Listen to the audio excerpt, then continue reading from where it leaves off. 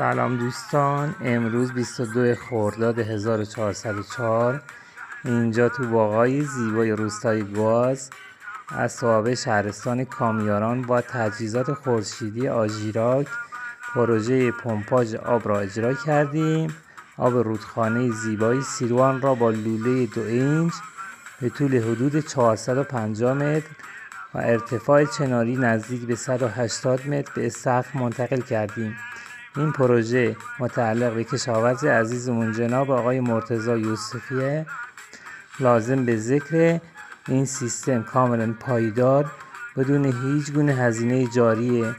از طلوع آفتاب تا غروب بدون توقف کار میکنه، نه برق نیاز داره نه بنزین. اجرای این پروژه ها به کشاورزان عزیز کمک میکنه تا باغهای سبزشون را راحت تر بدون دردسر آبیاری کنند و در این حال به حفظ محیط زیست هم کمک میکنه.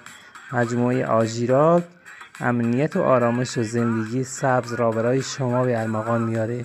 با ما همراه باشید و این ویدیو را با دوستانتون به اشتراک بذارید.